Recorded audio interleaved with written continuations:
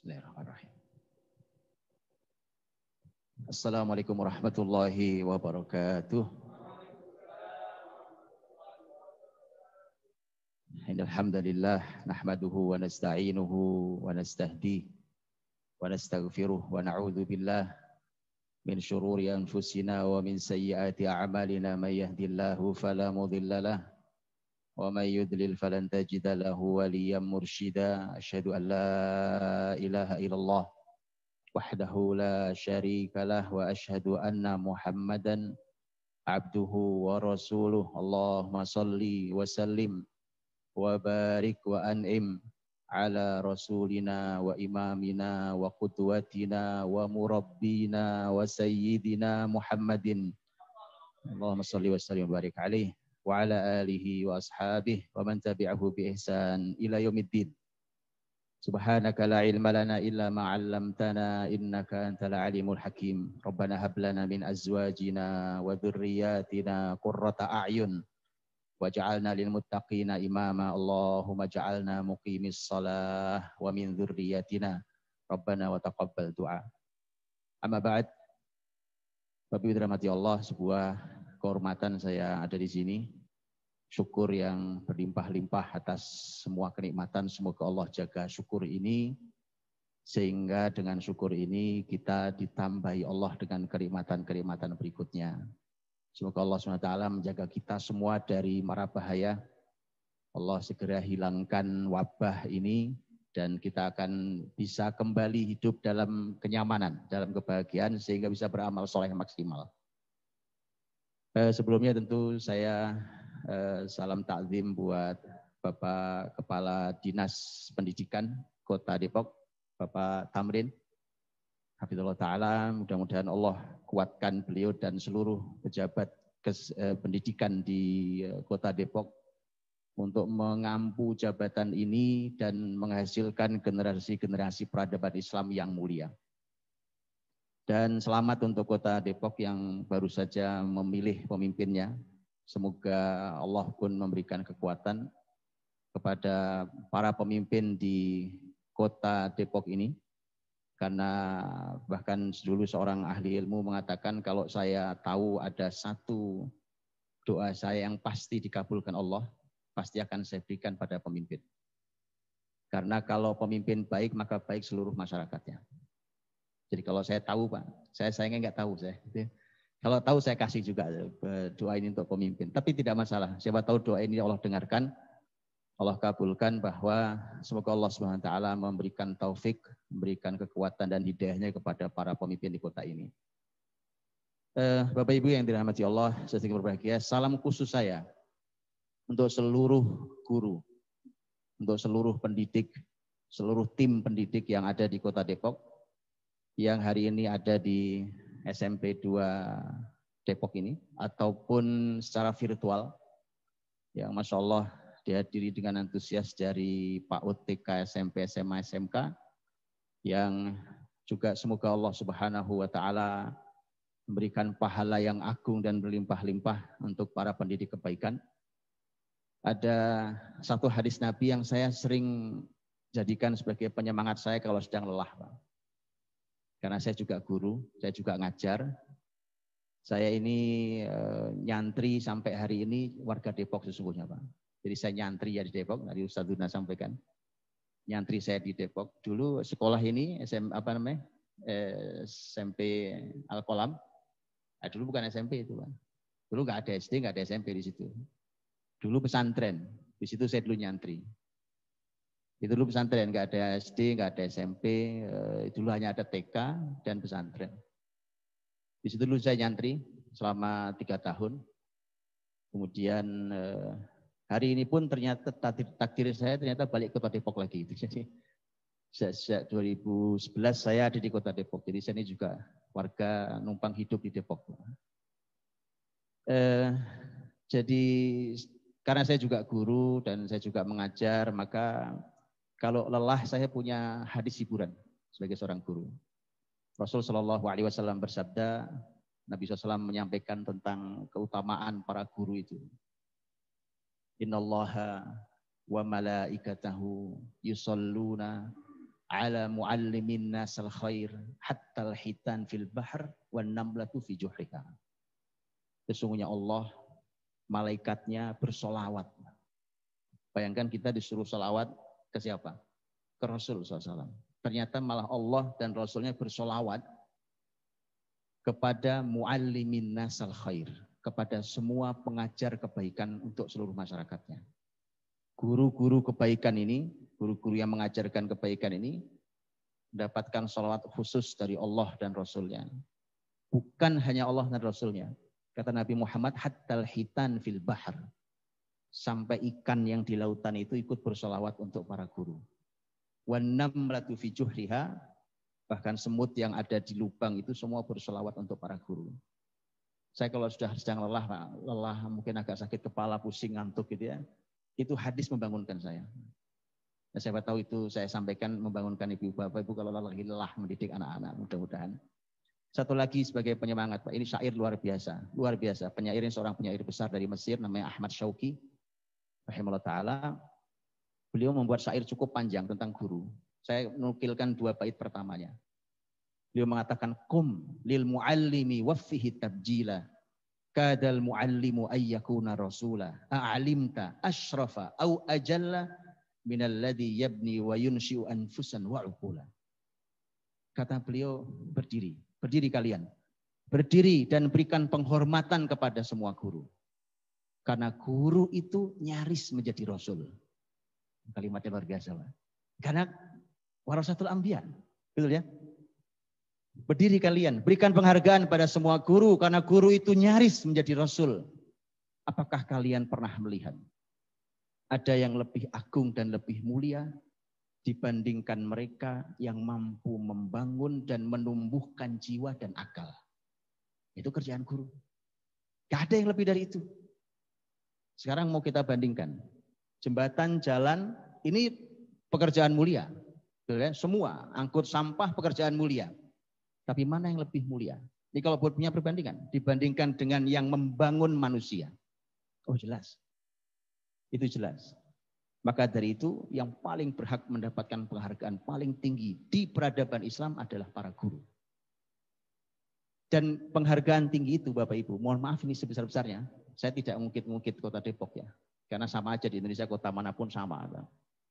Sebelumnya saya takzim lagi ke Pak Kepala Dinas. Karena mohon maaf Pak, kadang-kadang saya kalau ceramah gini nih, ya kan, itu Kepala Dinasnya minta izin pergi Pak. Ini beliau ada di sini, itu luar biasa itu. Ya kan, orang lain suruh dengar Pak Kepala Dinasnya sibuk pergi. Saya mohon maaf nih Pak, saya kan orang apa adanya Pak. Ya. Karena walaupun saya warga Depok, saya orang belak-belakan Jawa Timuran Pak. Jadi ya kan. Ta'zim Pak Tamrin, jazakallahu khair Pak Tamrin. Jadi ketika manusia ini dibangun sebagai unsur paling penting di peradaban dan siapapun yang mendidik manusia maka tentu menjadi orang-orang paling mulia, dan itulah kenapa guru-guru itu mendapat penghargaan paling tinggi di peradaban Islam Pak. Bukti peradaban tinggi ini Pak, bukti penghargaan tinggi dalam Islam. Silahkan buka Bapak Ibu, saat Islam masih besar di peradabannya, cek, saya minta cek. Semua yang bekerja, cek di peradaban Islam. Apa ada datanya? Ada. Saya punya datanya. Di peradaban Islam, sepanjang 1000 tahun itu, cek siapa, ini tentu di bawah raja ya Pak. Kalau raja itu yang buat putusannya. Atau di bawah sultan. Cek siapa yang bekerja dengan gaji paling tinggi. Jawabannya adalah guru. Boleh saya bunyikan hari ini? Cek siapa yang penghasilannya paling besar hari ini. Guru? Bukan guru Pak, guru itu pertanyaan, itu ada tanda tanya. Kalau guru itu titik, karena ini ada guru bahasa Indonesia. Kalau guru, nah itu pertanyaan Pak Tamrin. Gini, kita bicara dengan cara sangat fair. Dan ini tercatat di peradaban Islam dengan sangat detail. Kalau ingin tahu kita ada di peradaban tinggi atau peradaban rendah, gampang. Peradaban Islam sudah pernah mencatat dari timur sampai barat, utara sampai selatan, 1000 tahun lebih. Boleh deh, Anda cek kota negeri mana yang sentuh peradaban Islam, saya tunjukkan bagaimana data peradabannya. Yang itu, Bapak Ibu dirahmati Allah, selalu Islam akan membesarkan peradaban semulia-mulianya, setinggi-tingginya, sesejahtera-sejahteranya, seadil-adilnya, sepanjang ilmu masih dijunjung tinggi. Dan dia akan jatuh, apa sebabnya? Sepanjang dunia hiburan dibesar-besarkan. Saya ringkaskan nih Pak untuk peradaban Islam tuh, kalau pengen tahu. Kenapa? Nggak aneh itu. Karena yang pertama kali Allah perdengarkan di telinga Rasulnya adalah Iqra, baca. Nggak ada peradaban Islam, peradaban hiburan tuh nggak ada Pak. Bapak Ibu akan heran, para ilmuwan-ilmuwan besar itu kalau ditanya, Anda tuh kerjaannya baca buku dari buku ke buku, dari perpustakaan ke perpustakaan, dari pulpen ke pulpen, dari kertas ke kertas. Pertanyaannya hiburan Anda apa? Mereka akan tunjukkan buku lagi hiburannya. Mulai itu kalimat para ilmuwan Islam dari dulu sampai hari ini. Dia bilang ini hiburan saya. Hah? Buku lagi. Karena kita hiburannya receh, Pak. Hiburan kita itu receh. Sehingga peradabannya pasti receh. Pasti rendah peradaban kita. Karena hiburan kita rendah. Dan itu yang menjatuhkan sebuah peradaban. Negeri ini besar. Dan negeri ini pernah besar. Saya beberapa hari lalu ya kan bertemu dengan sekumpulan peneliti sejarah Indonesia, Pak. Mereka menghasilkan tulisan-tulisan dan bahkan ada buku yang sudah menjelang cetak dan mereka masih terus meneliti dan hari ini mereka sedang berkumpul di Tapanuli, Sumatera Utara. Dan sampai hari ini penelitian mereka yang panjang terhadap seluruh benda-benda dan yang ditemukan dan segala macam itu mengubah sejarah Indonesia, betulan. Jadi sejarah yang saya telah pelajari tentang Indonesia, mungkin yang Bapak Ibu juga pelajari, akan berubah total. Bahkan seorang profesor ahli sejarah Islam sudah mendatangi mereka dan sudah mengecek itu. Dan mereka bilang ini ajaib, ini luar biasa. Sebenarnya kalau buat saya nggak ajaib, nggak aneh, nggak biasa aja. Kenapa biasa? Karena kita tidak jujur dengan sejarah kita. Itu saja sebenarnya. Kalau kita jujur dengan sejarah kita, siapa kita mudah kok membangun karakter itu. Kan masalahnya kita ini bangsa tanpa akar. Bukan tidak ada akarnya, Pak. Karena akarnya dipotong dengan sengaja. Kalau saja kita ini tahu akar kita akan mudah menjadi bangsa asli kita. Kita ini aslinya siapa sebenarnya? Dan perlu dipahami negeri ini pernah besar. Negeri pernah besar. Sayangnya, saya ini mohon maaf, Pak. Tentu saya menghormati semua agama. Karena itu kebebasan untuk memilih agama. Cuma secara fair peradaban. Coba lihat, setiap kita belajar tentang kebesaran Islam, yang terbayang kerajaan apa? Majapahit, langsung sebut bunyi Majapahit. Apalagi yang lain? Itu masalahnya, Pak. Kenapa bunyi pertama Majapahit? Sampai hari ini Majapahit itu belum ditemukan, Pak, di mana istananya, betul tidak? Tanyakan kepada Pak ahli sejarah, betul, Pak? Sampai sekarang belum ditemukan di mana istananya. Jadi Trowulan itu, Pak, itu tidak ditemukan sampai hari di mana kalau dia kerajaan ditemukan. Kemudian akhirnya coba dianalisa, oh mungkin itu kerajaan begini, oh mungkin begini, mungkin begitu. Oke, terlepas dari itu, pertanyaan saya. Kalau yang besar dibesarkan adalah kerajaan Majapahit, mestinya kita hari ini dominasi agamanya bukan Islam. Tapi nyatanya sampai di Trowulan saja, sampai di Trowulan. Pergilah ke Borobudur, Pak. Ceklah di sekitar masyarakat Borobudur itu. Apa agama mereka? Makanya ada masalah. Yuk kita jujur dengan sejarah kita. Kalau hari ini Muslim, berapa persen jumlah Muslim sekarang saya tidak tahu nih. 87% kah berapa itu ya? Tidak mungkin bangsa yang mendominasi negeri ini tidak punya peradaban besar. Bahkan kita sebut Samudra Pasai pun kita tidak tahu Samudra Pasai ngapain. Samudra Pasai ngapain itu kita tidak tahu. Saya Bapak Ibu, saya punya dokumentasi sampai surat menyurat antara Kesultanan Islam Aceh itu dengan Turki Utsmani. Itu satu bundel sendiri itu surat menyurat. Saya punya datanya. Saya punya undang-undang yang dibuat oleh Sultan Aceh, undang-undang negara, Pak. luar biasa. Gak ada Indonesia gak punya hari ini kayak gitu. Mohon maaf Pak, dengan jujur saya katakan Indonesia gak punya. Saya punya itu. Saya punya itu. Kalau mau saya bacakan, saya bacakan. Sebagainya saya ingat. Dan luar biasa. Ada mau bicara apa? Bicara hari ini kan toleransi. Saya tunjukkan Pak, toleransi paling dahsyat. Tapi toleransi yang berwibawa. Di dalam undang-undang itu. Dahsyat. Kenapa? Itu kebesaran Islam. Gitu ya, baik. Jadi Bapak Ibu dirahmati Allah. Maka kalau saya bicara tentang cara Nabi mendidik karakter, gitu ya, itu saya kok rasanya kalau saya langsung bicara cara Nabi didik karakter 1, 2, 3, 4, 5 itu sih sudah gini Pak. Saya tidak ingin itu, karena nampaknya itu sudah disampaikan oleh banyak ahli ilmu kita, oleh banyak ustadz masyayikh kita, oleh banyak syekh, oleh banyak kiai. Ini perubahannya masih perlu perubahan. Gini, nampaknya ini jangan-jangan bukan salah obat Pak ini. Ini karena belum diketahui penyakitnya di mana sebenarnya. Kayak orang sakit Pak. Orang sakit ini kan. Kenapa Bu datang? Saya flu Pak. Atau saya sakit kepala. Kasih obat sakit kepala. Balik lagi sekian hari. Enakan. Tapi sakit lagi kasih obat lagi kepala. Gak sembuh-sembuh Pak. Karena kita belum tahu akar masalahnya. Saya sakit perut Pak. Oke, kasih obat sakit perut. Hilang sebentar sakit lagi. Masalah dikasih lagi gak sembuh juga. Disuntik gak sembuh juga. Gitu ya? Ada ya orang itu kan macam-macam. Dianalisa, ini sakitnya ini, dikasih, nggak sembuh-sembuh juga. Nggak sembuh-sembuh juga.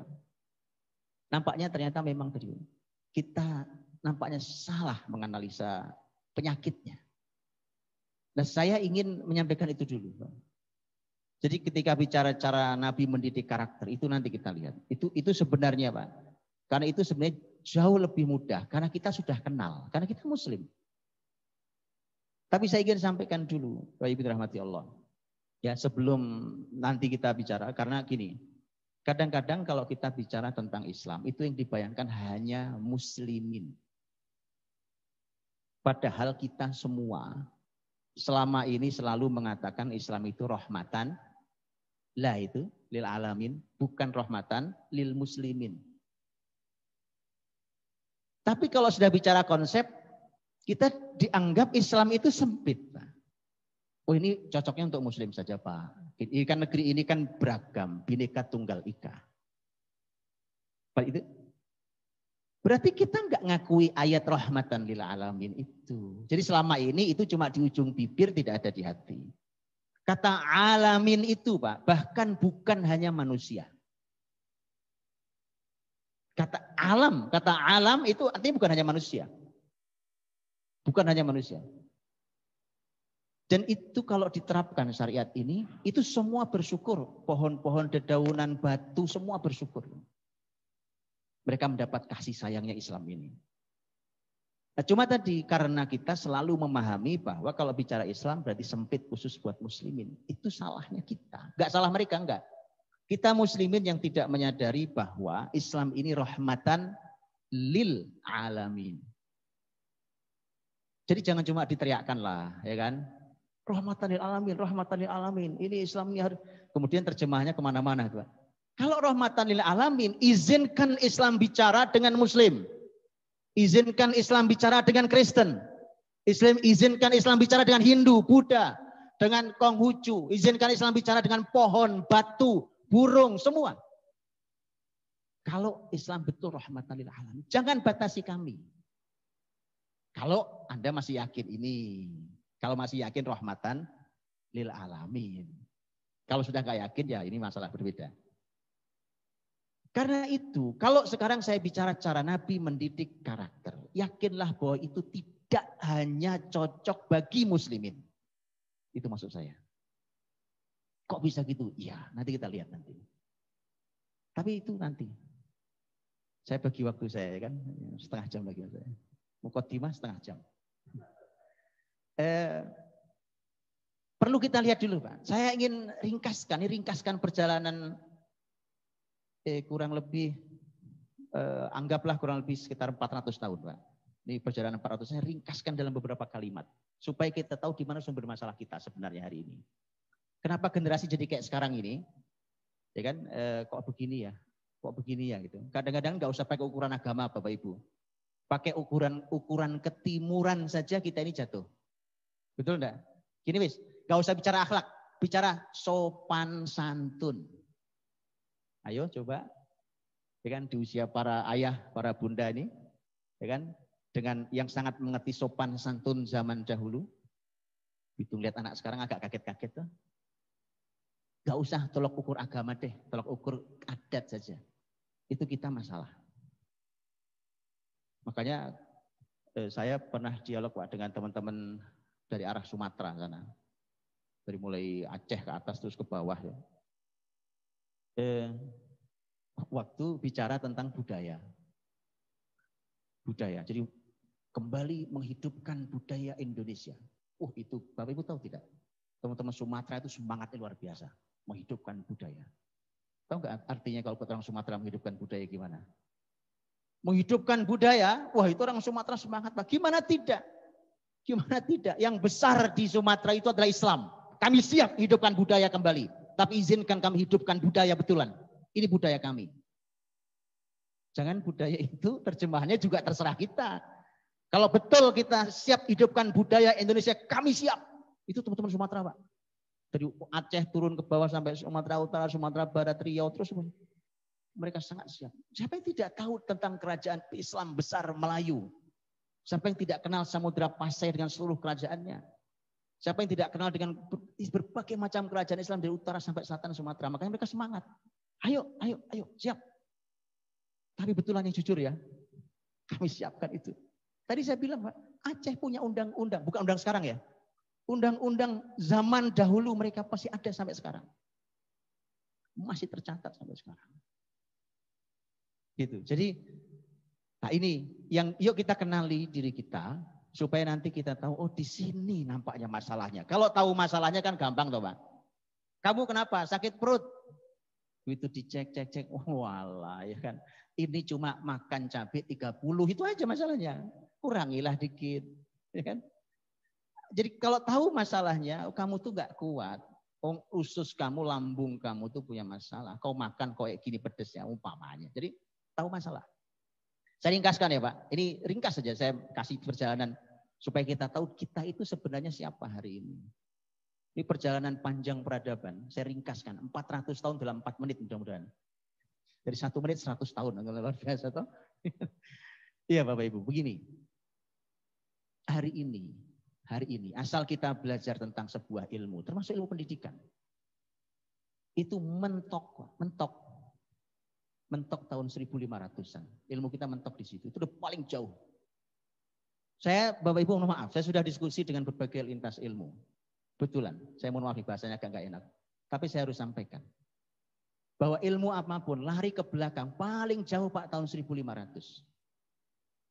Itu biasanya agak jarang, paling 1800, 1700. Kenapa? Nah, kenapa saja kita nggak tahu.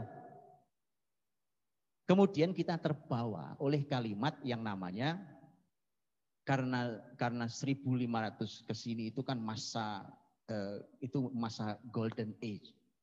Masa keemasan tuh. Masa keemasan itu istilah yang tidak cocok buat muslimin Bapak Ibu. Kenapa nggak cocok Pak? Nggak cocok. Itu yang membuat Eropa. Karena sebelum masa keemasan, 1500 ke belakang mereka disebut dengan masa kegelapan. Coba tanya di Islam, itu Islam masa gelap atau masa apa Pak? Itu lagi terang-terangnya peradaban Islam Pak.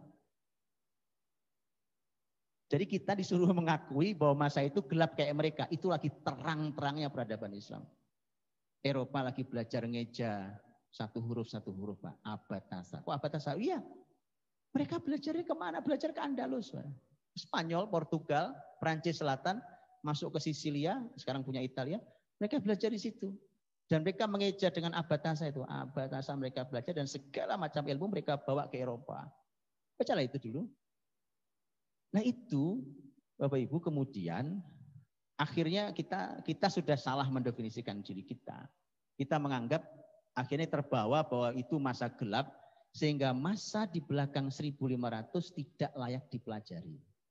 Padahal itu masa sedang terang-terangnya peradaban Islam. Sedang nyala peradaban Islam. Yang literaturnya masih bisa kita baca sampai hari ini. Bayangkan itu. Lah enggak usah jauh-jauh. Anda mau kitab apa sih? Ya kan? Loh kok gitu? Dokumentasi zaman sahabat aja masih ada. Pak. Dokumentasi zaman sahabat Nabi yang jarak dengan kita sudah 15 abad masih ada. Apalagi cuma mundur 5 abad.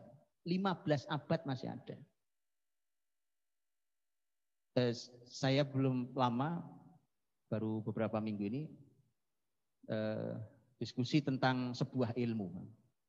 Ilmunya ajaib sekali. Ilmunya ajaib sekali. Luar biasa. Berhubungan erat dengan banyak hal sih. Di antaranya dunia kesehatan. Kemudian saya dialog, ngobrol dengan pematerinya yang juga orang sangat berpengalaman di dunia itu, sudah sampai puluhan tahun pengalamannya. Dan menghasilkan karya-karya buku yang luar biasa jadi literatur. Kemudian saya dialog. Saya bilang, saya tunjukkan beberapa literatur. Pak, yang Anda bahas itu sudah pernah ditulis sekian abad yang lalu. Ini pengembangannya. Kata beliau, iya Ustaz, saya tahu. Cuma saya tidak tahu detailnya. Saya tunjukkan kitab, ini kitabnya Pak. Berikut lengkap dengan gambarnya. Itu bayangkan tuh. Itu kitab ditulis, kalau di Hijriahnya tahun 200, tahun 300, tahun 400. Itu artinya kalau Masehi, itu sekitar tahun 1000, tahun 900, oh Masehi. Dan sekarang tahun 2000 lebih. Saya tunjukkan lihat Pak ini Pak. Saya bilang, lihat ini kitabnya. Jadi sangat ilmiah Islam dari dulu sudah. Paham ya? Nah, kemudian Bapak Ibu rahmati Allah, setelah itulah kemudian kita didorong tuh untuk menyatakan diri bahwa kita ini masa itu masa gelap, jadi nggak usah dipelajari, tutup. Maka nanti saya sampaikan kalau kita mau ke zaman Nabi, cara Nabi mendidik karakter itu kita lompatnya 15 abad loh Pak. Padahal di dalam diri kita sudah ada benteng kuat, sudah ada gapnya, bahwa sebelum ke belakang abad 15 itu nggak bisa dipakai karena itu masa gelap. Karenanya walaupun tentang Nabi disampaikan, saya kalau belum berhasil menghancurkan tembok yang gap ini, itu akhirnya kemudian kita selalu mengatakan kalau Nabi, ya itu kan zaman Nabi Pak. Itu gapnya. Itu kan zaman Nabi Pak. Ini zaman udah lain loh Pak. Lihat ini kamera ini canggih-canggih ya kan. Mana ada yang baru? Nggak ada yang baru Pak. Tanya orang sejarah ya. Sejarawan selalu katakan tidak ada yang baru yang ada di bawah terik matahari ini. Itu kalimat orang sejarawan Pak. Ya. Mereka suka mengatakan sejarah itu mengulangi dirinya sendiri. At-tarikhu yu'idu nafsahu. Dan seterusnya. Oke, Bapak Ibu, begitu dia berjalan tuh, Eropa mulai belajar tuh Pak. Abad tahun 1500-an mulai belajar. Belajar dari mana? Dari mana lagi? Dari muslimin. Mereka belajar ke Andalus. Data semua masih lengkap di peradaban Islam. Bagaimana Raja Inggris umpamanya nitipin anak, ponakan, ngirim surat. Di bawah ditandatangani, pembantumu yang setia. Raja Inggris Pak. Oke. Belajarlah itu, muslimin terima Pak. Muslimin itu tidak pernah orang maksa orang masuk agama Islam. Terbukti salah satu lulusannya menjadi paus di Roma. Anda baca itu semuanya. Supaya tahu kalau bicara toleransi, wallahi Pak, jangan pernah menuduh muslimin. Belajarlah pada muslimin tentang toleransi.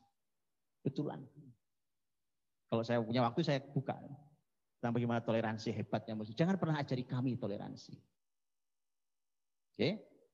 Bayangkan, pulang jadi paus, bukan jadi pendeta. Pendeta mah kelasnya di bawahnya kan. Jadi paus tertinggi. Salah satu paus di sejarah Roma adalah lulusan Andalusia. Betapa bukti muslimin tidak pernah. Muslimin kasih semua ilmu. Dipaksa untuk masuk, nah, tetap mau di agama, enggak apa-apa. Sini belajar. Kalau tiba-tiba muslimin dipaksa hari ini kemudian menjadi masyarakat yang dituduh ya, intoleran, ya pasti ngamuklah muslimin. Karena muslimin itu sejarahnya seindah itu. Dia belajar sejarah lagi. Nanti kalau saya tunjukkan siapa yang intoleran, Anda akan kaget lagi. Yang bicara bukan saya, bicara data sejarah dan bisa dibuka sampai hari. Baik. Setelah itu kemudian Eropa mulai belajar banyak ilmu Pak. Bangkit belajar ilmu dan kemudian setelah itu mereka seiring dengan itu musliminnya jatuh tuh. Musliminnya mulai tadi jadi orang Eropa senang buku, muslimin senang nyanyi. Nah itu bedanya Pak. Tadinya mereka, mohon maaf sebesarnya. Orang Eropa nggak ngerti cara buang air Pak. Beneran, saya sering sampaikan. Mereka mandi aja nggak tahu cara mandi. Betulan. Mereka belajar ke muslimin. Nah itu, musliminnya mulai turun gini. Mereka mulai naik.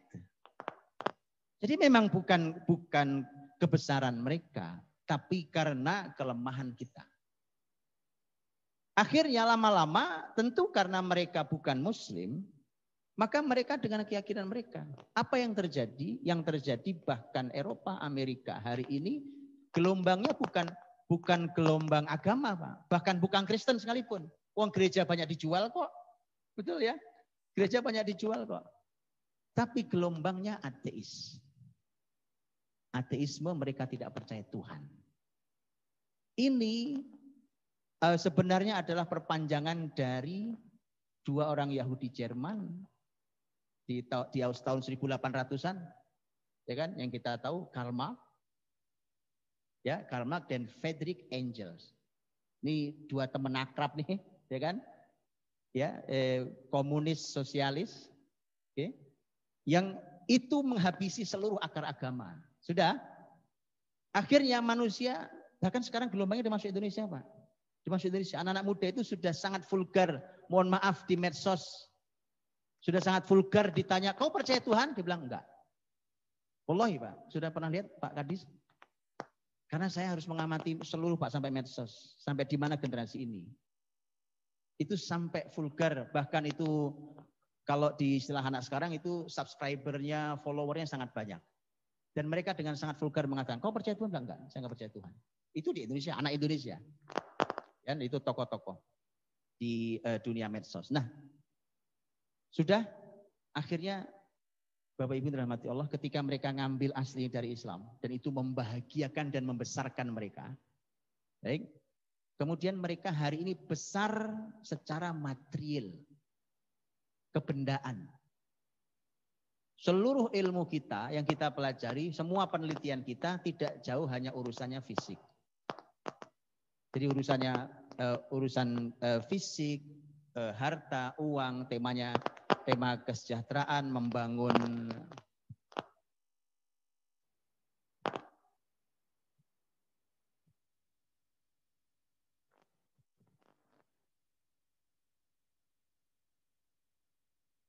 jadi urusannya urusan fisik akhirnya, Pak. Kenapa? Karena tentu mereka menghindari ruh. Karena Islam yang waktu mereka ambil dari Islam itu lengkap. Lengkap, semua ilmu mesti ada tema Tuhan. Kalau Islam tema Allah. Ada tema kitab suci, mesti ada ayat. Bapak Ibu belajar matematika saja ada ayatnya. Al-Khwarizmi umpamanya, Az-Zahrawi yang diakui bahkan oleh mereka juga sebagai pakar bedah. Yang menemukan sekian banyak alat bedah itu. Abul Qasim Az-Zahrawi, orang Andalus juga. Mereka tidak akan pernah lepas dari tema ayat, tema ketuhanan, tema roh. Kenapa? Itu muslim. Nah, itu semua dibersihkan. Yang tersisa tinggal kalau bicara kedokteran, ya anggota tubuh ini. Kalau bicara arsitektur, ya bangunan ini. Padahal kalau dalam Islam, bangunan itu punya roh, Pak. Jadi kenapa ini dilubangi, kenapa ini begini, itu semua ada aturan rohnya dalam Islam. Kok, oh iya, betulan Pak. Kenapa ornamennya begini, model itu ada aturan rohnya. Itu semua hilang. Yang ada adalah pokoknya kelihatan bagus, kelihatan indah. Dan begitu yang muncul peradaban fisik, kebendaan, apa yang terjadi Pak? Kita kehilangan roh. Maka yang pasti hilang karena roh kita, hati kita ini tempat bahagia, tempat ketenangan, yang hilang adalah kebahagiaan. Ini salah satu yang besar, yang paling besar hilang. Ketenangan. Karena kebahagiaan hilang, ketenangan hilang, gantinya apa? Kebahagiaan lawannya kesedihan, ketenangan lawannya kegelisahan. Hari ini orang hidup dalam ketidakbahagiaan dan hidup dalam ketidaktenangan. Akhirnya yang terjadi adalah negara income-nya besar, angka bunuh dirinya tinggi. Kan nggak sejalan dong, secara teori mesti nggak sejalan harusnya. Orang kenapa ngejar nyari uang supaya bahagia, kan gitu tadinya. Saya cari uang Pak yang banyak supaya ibadah tenang. hidup tenang, ini tenang segala macam. Tapi kemudian kok malah tingkat bunuh dirinya tinggi. Itu fenomena yang juga sudah dikaji, digali. Kenapa bisa sampai seperti itu? Nah, itu karena yang dibangun adalah peradaban benda. Baik, dengan itu maka yang hilang dari kita adalah ruhnya. Hari ini. Jadi kalau mau membangun karakter, Bapak Ibu. Kalau mau membangun karakter. Kemudian karakternya apa? Bangun karakter. Tapi di dalam pembahasan karakter tidak ada tema ruhnya. Nggak akan pernah berhasil. Karena penyakit kita hari ini adalah di bab itu. Kebendaan sekarang luar biasa. Gak usah ditanyakan lah itu ya. Penemuan apapun, ilmu pengetahuan, meneliti apa, menemukan apa, makin hari makin canggih dan segala macam. Bapak Ibu tahu hari ini terjadi anti klimaksnya. Eropa itu kemarin-kemarin disebutnya sebelum tahun 60-an itu kaum modern. Jadi mereka menggunakan kata istilah modern. Maka dari dulu saya nggak suka istilah modern, Pak. Modern, kami masyarakat modern, semua ada ukurannya. Diukur jelas, SOP, ya kan ada SOP-nya, ada teorinya, ada ini, semua tercatat, lengkap, ada. Kemudian muncul anti klimaksnya. Hari ini disebut dengan postmodern. Postmodern itu udah mulai nggak percaya dengan itu, Pak. Akhirnya kenapa? Mereka karena begini, ini kok lama-lama kita jadi kayak robot ya. Gini, begini, habis begini, habis itu kayak robot, Pak. Kayak benda robot di on off, di on nyala, off mati. Kita begitu kan, lama-lama kita kehilangan rasa sebagai manusia. Akhirnya muncul gelombang postmodern namanya. Saking bingungnya Eropa, Amerika, Pak. Muncul gelombang postmodern, yang postmodern itu salah satu ujungnya adalah mulai percaya klinik. Karena nggak ada Islam kan. Ada kekuatan di balik semua ini. Ya mulai gitu kan, mulai ini. Akhirnya jangan umat ini tersesat dua kali. Waktu modern tersesat, postmodern tersesat yang kedua. Dan saya Pak, itu nanti gelombang masuk ke sini. Oh gelombang ateisme udah masuk ke sini juga kok. Baik ya, itu supaya kita tahu dulu akar masalah kita di mana sebenarnya. Jadi kalau mau membuat kebijakan kita harus tahu. Kita harus tahu di mana ruhnya sebenarnya. Nah karena itulah maka Allah Subhanahu wa taala berfirman kalau bicara tentang Rasul kuntum khaira ummah ukhrijat linnas. Jadi kalau kita belajar tentang cara Nabi mendidik karakter, kenapa kita ngambil Nabi? Karena para sahabat Nabi oleh Allah disebut sebagai khaira ummah ukhrijat linnas. Dan begitu kita baca, Bapak Ibu, umat terbaik itu ternyata lihat, kenapa jadi umat terbaik? Ta'muruna bil ma'ruf wa tanhauna 'anil munkar wa tu'minuna billah. Jadi kalau mau jadi umat terbaik ya ini. Kalau Anda tetap ngotot gak percaya, ini Pak generasi kita kayaknya kurang dekat dengan teknologi. Salah Mas. Kayaknya anak-anak kita perlu belajar matematika lebih serius. Salah Mas. Anda mau jadi umat terbaik kah? Kalau mau jadi umat terbaik, Pak, ayatnya jelas. Ta'muruna bil ma'ruf wa tanhauna 'anil munkar wa tu'minuna billah. Cuma ini penafsirannya harus tepat. Itu. Kenapa penafsirannya harus tepat? Supaya tidak kerdil pembatasan kata amar ma'ruf. Supaya tidak kerdil pembatasan makna nahi mungkar. Supaya tidak kerdil makna tentang keimanan. Yuk kita buka Pak sekarang. Supaya kita tahu tuh. Amar ma'ruf, nahi mungkar, iman. Supaya nanti kita tahu. Karena kalau kita bangun sekali lagi. Dibangun masalah apa nih? Masalah teknologi Pak, Bu. Gini. Saya ceritakan lah ya, saya ketemu juga dengan banyak sekali ahli teknologi, ya, berbagai bidang teknologi. Saya tidak sebut nama karena agak-agak masalah. Pak. Umpamanya teknologi apa yang canggih? Nuklir. Ya, nuklir.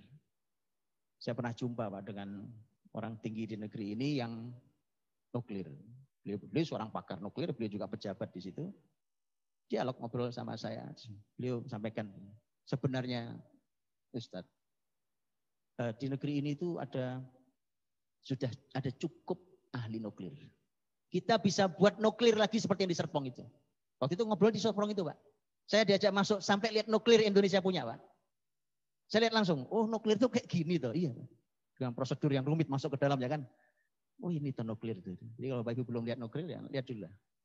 Indonesia punya nuklir itu Pak. Jadi kalau lakoterollah terjadi sesuatu bahaya itu. Dia bilang, kita punya tenaga-tenaga ahli yang cukup untuk membuat begini lagi. Tapi tidak bisa Ustaz. Saya bilang, loh kenapa kok bisa? Kalau dimanfaat kenapa nggak bisa? Nggak bisa. Karena keran ada yang megang. Nah, dijelaskan lah itu, saya nggak jelaskan di sini. Dijelaskan. Ilmiah sekali Pak penjelasannya. Apa artinya? Anda mau mengejar teknologi, mau mentok di mana? Ada mentoknya Pak. Ada mentoknya itu. Ada hal yang tidak akan disampaikan ke muslimin, berbeda dengan muslimin dulu ketika mengajari mereka tidak ada yang ditutupi. Sehingga mereka bangkit seperti muslimin. Itu bedanya.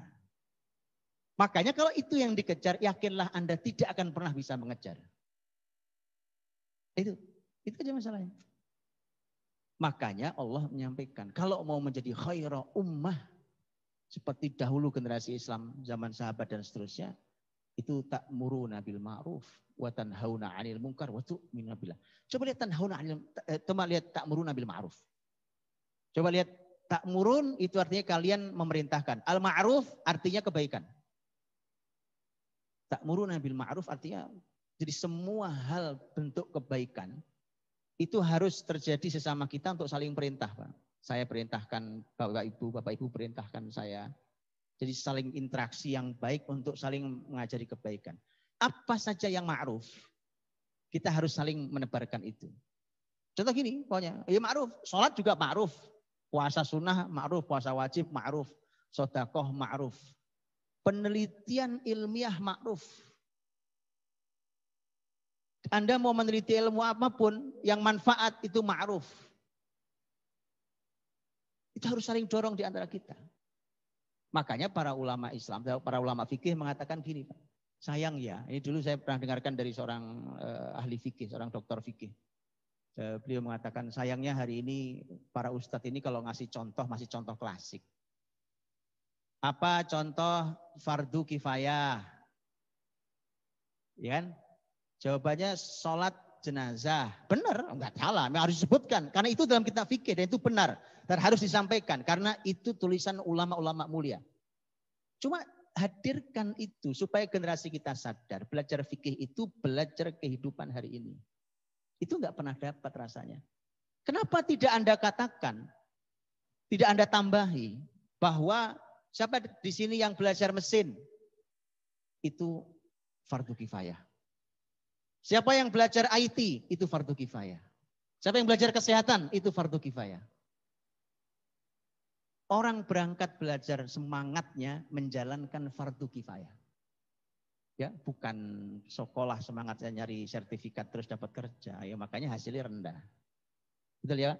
Kalau berangkat semangatnya menjalankan fardu kifayah sebagai seorang muslim, atau melihat semangat berlipat-lipat.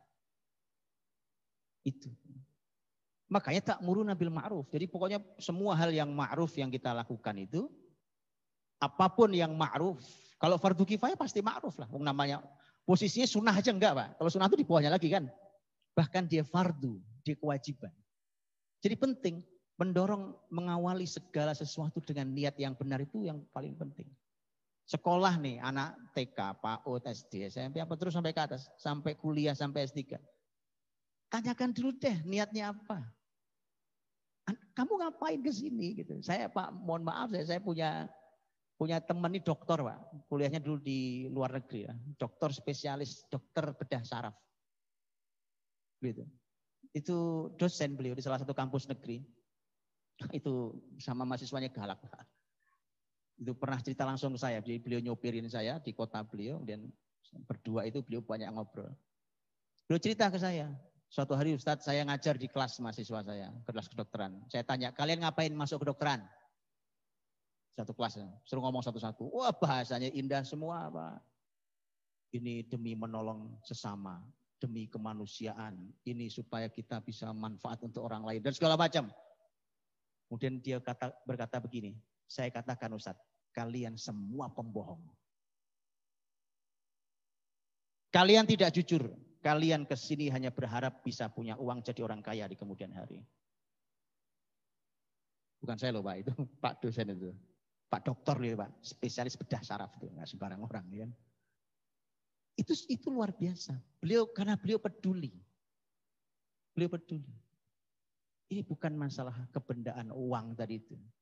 Mulai dari niatnya. Jadi Bapak Ibu memang sering-sering ya. Memang harus sering-sering kita memperbaiki niat itu. Ya, tadi Pak Kadis menyampaikan ke kita tentang kita guru ini teladan. Jadi kalau mau bicara karakter ya kita mulai dari kita, kita ini teladan. Ya. Nah Bapak Ibu dirahmati Allah SWT. Jadi ta'muruna bil ma'ruf gitu. Dengan seluruh makna ma'ruf. Sama. Wa tanhauna 'anil munkar juga sama. Segala bentuk kemungkaran. Bapak Ibu, kemungkaran itu bukan cuma judi, zina, mabok. Bukan cuma itu. Coba sekarang Anda bayangkan. Saya mohon maaf. Saya boleh jujur ya sebesar-besarnya. Kalau kita, bayangkan kita ini mendidik anak-anak. Sekali lagi saya juga guru Pak, Bu. Kita didik anak-anak, entah anak sendiri, entah anak orang lain. Kita bicara tentang akhlak, umpamanya. Anak-anak orang hidup itu harus jujur. Itu kan mulia. Dan jujur itu bahasa umum. Bukan cuma Islam saja kan yang jujur. Semua agama, bahkan yang tidak punya agama pengen jujur. Oke? Kita harus jujur, ya jujur. Itu diajarkan sangat mulia oleh para guru-guru yang mulia dari mulai dia masuk sekolah. Saya bilang, bagaimana ceritanya akhir tahun ditutup dengan kecurangan nasional?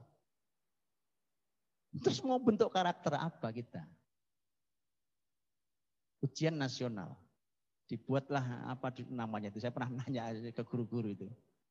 Tim sukses. Supaya nilainya bagus-bagus. Kalau itu masih ada Pak, mustahil kita bisa mendidik karakter anak-anak murid. Mustahil. Justru kita menutup pendidikan kita dengan su'ul khotimah. Jadi yang kita bangun SMP 3 tahun, SD 6 tahun, SMA 3 tahun, itu penutupnya adalah kebohongan nasional. Dan itu artinya kita runtuhkan semua kebaikan yang telah kita bangun bertahun-tahun lamanya. Jadi kalau hasilnya nanti koruptor, jangan nangis Pak. Memang kita guru yang ngajari. Bahwa bohong itu memang kita bisa sistemkan. Jadi kebohongan sistemik itu memang biasa. Itu loh Pak.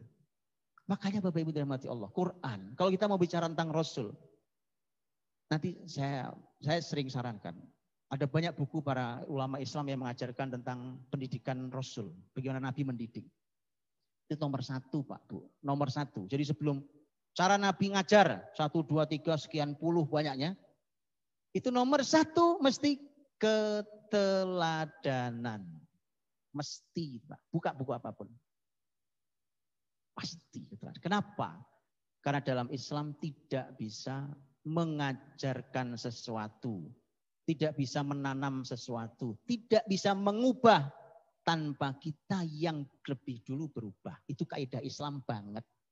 Allah berfirman, "Atamuruna an-nasa bil birri wa tansawna anfusakum wa antum tatluna al-kitab afala ta'qilun." Apa kalian ini ngajari orang lain kebaikan, terus kalian lupa diri sendiri? Ayatnya jelas banget ya.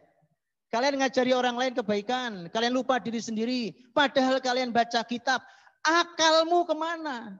Afala ta'qilun, itu artinya kamu punya otak gak sih? Itu bahasa saya. Kalau bahasa ayat, afala ta'qilun. Kamu punya akal gak sih?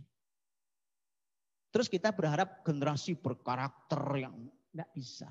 Gak bisa. Mustahil itu. Jangan berharap daripada sakit hati. Ya kan?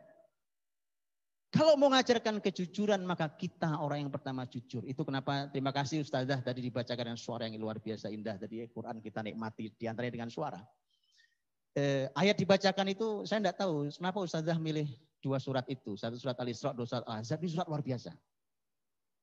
Beliau menuntun saya pada tema besar ini. Karena di antara ayat tadi itu ada 2 ayat yang itu betul-betul bicara tentang tema besar ini. Yang surat Al-Isra bicara tentang inna hadzal qur'ana yahdi lillati hiya aqwamu wa yubashshirul mu'minina alladziina ya'maluna as-salihati anna lahum ajran kabira. Yang satu lagi ayat yang kita kenal, laqad kana lakum fi rasulillahi uswatun hasanah liman kana yarjullaha wal yawmal akhir wa dzakarallaha katsiran.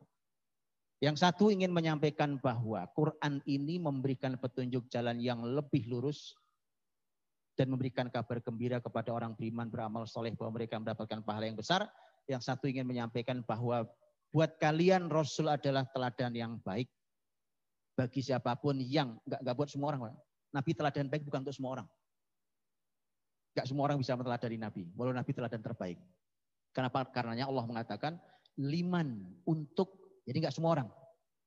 Liman kana yarjullah, yang berharap Allah, berharap hari akhir, dan berzikir yang banyak. 3 syarat baru Nabi jadi teladan. Kalau enggak bisa. Itu Allah batasi, Allah yang batasi, bukan saya. Allah batasi itu. Jadi mau kita setiap maulid kita sampaikan tentang sirah nabawiyah. Sepanjang kita tidak membangun 3 hal ini, yang kita sampaikan tidak akan mengubah kehidupan kita. Yarjullah, berharap Allah. Wal yaumal akhir, hari akhir. Wa dzakarallaha katsira, zikir yang banyak. Baru Nabi itu bekerja dalam kehidupan kita. Nah, maka Rasul ini ya ketika dihadirkan Allah untuk mengubah karakter masyarakat jahiliyah itu kemudian Rasul adalah teladan terbaiknya. Sebelum mengubah, coba lihat. Nabi SAW berhasil mendidik sahabat. Sampai Nabi mengatakan, amin hadhil ummah Abu Ubaidah ibn Jarrah. Orang paling amanah di umat ini, kata Nabi Muhammad, adalah Abu Ubaidah bin Al-Jarrah. Makanya waktu nanti Khalifah Umar menjadi khalifah, Bapak Ibu, pengganti Abu Bakar, ya bahkan sejak zaman Abu Bakar, Abu Ubaidah posisinya tidak jauh dari Kementerian Keuangan dan Kekayaan Negara. Orang amanah di situ tempatnya, Pak. Orang amanah di situ tempatnya, ya kan? Kenapa? Yang memberikan stempel langsung Rasul, orang paling amanah di umat ini. Amin hadhil ummah.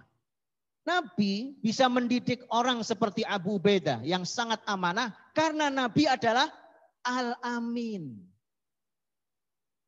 Kalau Nabi pembohong, nggak bisa Pak menghasilkan Abu Ubaidah. Itu maksudnya. Nabi itu Al-Amin. Orang-orang Quraisy jahiliyah, umur Nabi 35 tahun itu waktu bangun Ka'bah yang runtuh itu. Ya kan? Gitu mereka sepakat. Kita lihat besok pagi siapa yang masuk duluan ke area daerah sini, maka dia yang meletakkan Hajar Aswad di tempatnya, maka begitu lihat loh, Muhammad yang duluan. Mereka mengatakan hadzal amin radhina bihi. Ini Al-Amin, kita semua ridho kalau dia.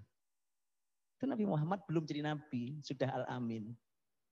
Itu baru bisa didik amin hadhil ummah. Jadi jangan berharap banyak. Kita mau bicara apa? Ikhlas. Ya? Bicara sabar. Loh kita lo gak sabar. Kita lo tidak ikhlas. Kita mau ngubah? Tidak. Gak bisa ngubah generasi dengan cara itu. Memang kita harus mulai duluan. Jadi makanya Bapak Ibu Guru tadi, Quran tidak mengizinkan kita hanya pandai berorasi.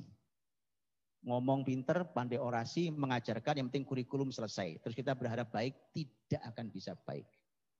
Allah berfirman, ya ayyuhalladzina amanu, lima taquluna ma la taf'alun, kabura maqtan 'indallahi an taqulu ma la taf'alun. Wahai orang beriman, kenapa kalian cuma bisa bicara, enggak bisa berbuat? Allah marah, Pak. Kabura maqtan, Allah murka besar, Allah marah besar. Kamu cuma bisa bicara, tapi tidak bisa berbuat.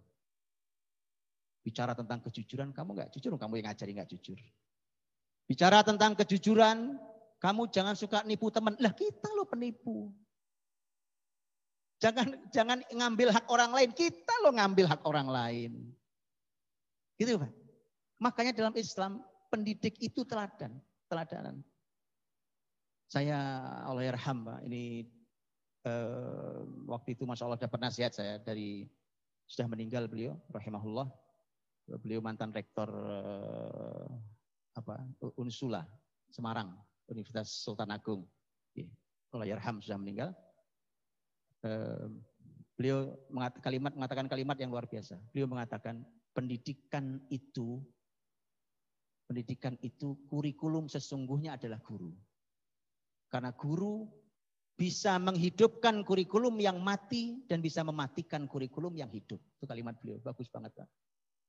Kurikulumnya bagus banget lah, gurunya mati. Gurunya mati, kurikulum itu nggak bekerja. Bahkan kurikulumnya tidak terlalu baik sekalipun, kalau gurunya hidup, dia akan melahirkan generasi istimewa. Keteladanan itu, Pak. Ya.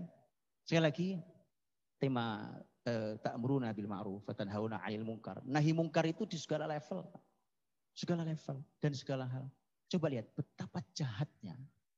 Betapa jahatnya sebagian penelitian ilmiah hari ini. Jahat, Pak. Wallahi jahat. Demi Allah jahat, Pak. Kok jahat? Iya. Karena sebagian penelitian untuk merusak. Sebagian penelitian untuk mengganggu. Sebagian penelitian untuk mengabadikan kerusakan di bumi. Apa iya, Pak? Oh iya. Nggak usah pura-pura nggak tahu ya kan. Mau saya bukakan. Seabrek datanya. Penelitian-penelitian itu. Apalagi yang pesanan perusahaan. Penelitian kalau perlu profesor neliti pesanan perusahaan. Doktor peneliti untuk merusak. Lihat Quran mengatakan. Lihat Quran mengatakan. Quran sampai mengatakan Bapak Ibu rahmati Allah. Ciri orang yang berbuat kerusakan itu kan orang munafik kan. Orang munafik itu berbuat kerusakan. Bahkan orang munafik itu kalau berbuat kerusakan nggak sadar ngerusak. Ya, wa idza qila lahum la tufsidu fil ardi qalu innama nahnu muslihun ala innahum humul mufsiduna walakin la tash'urun. Orang munafik itu kalau ngerusak nggak ngerasa. Ya malah kalau ditegur malah bilang, "Loh, kita lagi berbuat kebaikan loh, Pak. Kita lagi membangun loh, Pak. Kita lagi mendidik loh, Pak." Gitu. Itu orang munafik tuh, ngerusak tapi nggak sadar ngerusak. Lebih detail Allah mengatakan, mereka itu kerjaannya wa yuhlikunal harth wan nasl. Mereka itu suka merusak al-harth. Tahu harth, Pak? Harth itu sawah ladang, Pak. Tanah pertanian tuh dirusak. Yang rusak siapa? Ayo, saya mau nanya, Pak. Yang rusak sawah itu, siapa yang rusak sawah? Pak Petani? Pak Petani cuma tinggal nebar-nebar, macul-macul. Yang rusak siapa, Pak? Tunjukkan ke saya. Ilmuwan yang rusak. Betul? Ilmuwan, Pak, yang rusak. Ilmuwan yang rusak. Tanyakan ke petani. Wan nasl. Nasl artinya keturunan. Walaupun dalam tafsirnya kebanyakan ulama mengatakan ayat an-nasl di sini artinya ternak. Dan dalam bahasa asli nasl artinya adalah keturunan. Turun temurunnya ternak bahkan bisa jadi manusia. Siapa yang merusak? Siapa yang merusak? Sampai banyak lahir cacat, susah hamil. Siapa yang merusak? Ilmuwan. Wah, maksud iya, Pak? Iya. Nanti ada kapan-kapan kita bicara kan. Ilmuwan, Pak, yang rusak semua itu. Itu kemungkaran. Kalau kemungkaran, muslimin bahkan tidak boleh diam. Kenapa? Wa tanhauna 'anil munkar.